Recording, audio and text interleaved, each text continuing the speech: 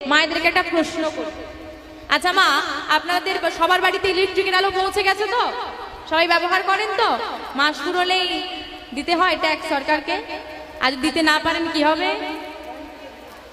অন্ধকারে থাকতে হবে। তাই এই ভয়ে সবাই দিয়ে দেন তো? আচ্ছা, রাতে আমরা কতটুকু জেগে থাকি? খুব বেশি হলে 11টা, আর কাজ টাজ থাকলে 2-1 দিন, সেটা কথা আলাদা। খুব বেশি হলে 1টা।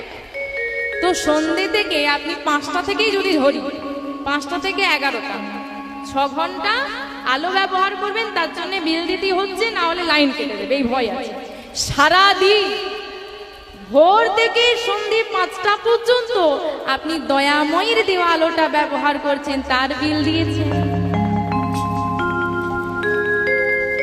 কি গো মা? বিল মিটিয়েছে? সেও তো লাইন কেটে দেবে। ও, কাটতে আসে না, বলছে দয়াময় মানে শুধু দয়াল। সে জানে লাইনটা কেটে দিলে ভক্ত অন্ধকারে থাকবে, যাচ্ছে থাক, বিল নাই দিক, আমি দিয়ে যাই। এর থেকে কি প্রমাণ হয় না? সে কিন্তু আপনাকে দিয়েই যাচ্ছে, অবিরাম অবিরাম দিয়ে চলেছে, আপনি কিন্তু তাকে দিতে পারছেন না। আপনাকে এত দিচ্ছে কি গো মা, এই যে অক্সিজেন নিচ্ছেন তো, ওটা যদি বন্ধ হয়ে যায়, আর যদি আপনি নার্সিং হোমে শুয়ে থাকেন, অক্সিজেনটা যখন দেয় ঘন্টা হিসেবে পয়সা নেয় কি গো মা, নেয় তো? সেটাও আপনাকে বিনে পয়সায় দয়াময় দিচ্ছে। জল কিনে খেতে হচ্ছে, তাই তো? ভগবান সবাইকে দিয়েছে। আগেকার মানুষ কিনে খেত, নদীর জলই পান করতো।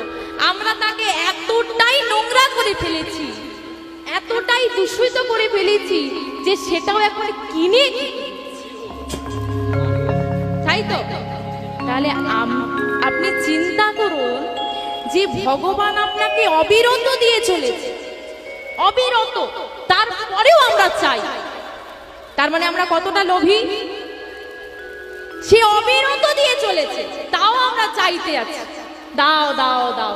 কিন্তু একবারও চিন্তা করে দেখি না, সে যে এত কিছু আমাকে দিল, আমি তার বিনিময়ে কি দিতে পারলাম?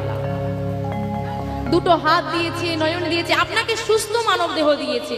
আপনি আপনার চারিপাশে তাকিয়ে দেখুন, এমন বহু মানুষের জন্ম হয় যারা চোখে দেখতে পায় না, কানে শুনতে পায় না, বলতে পারে না, হাঁটতে পারে না, হাত নেই, পা নেই, কি হয় না?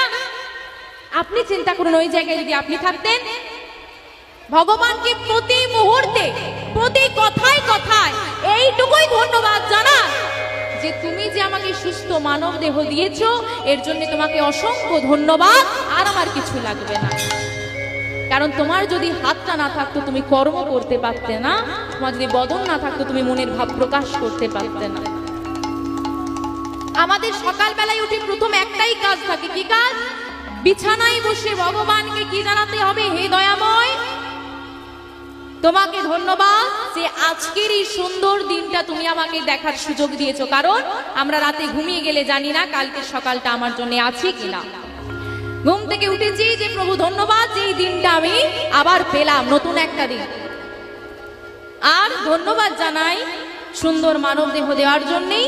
আমি কিচ্ছু চাওয়ার নেই আমার, শুধু এইটুকু কৃপা করো আজকে সারা দিনটা যেন আমি ভালোভাবে কাটাতে পারি, কোনো কুকর্ম আমার দ্বারা না হয়, আর আমি যেন মানুষের পাশে দাঁড়াতে পারি।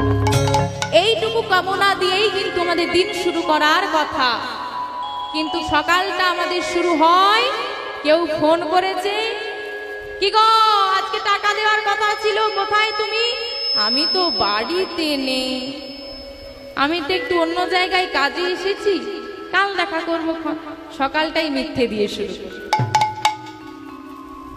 তাহলে সারা দিনটা কেমন কাটবে? এবার আসি মা ভগবানের ট্যাক্সের কথা। সরকারকে ট্যাক্স দিই কিন্তু ভগবানকে দিই না। এবার আপনি বলবেন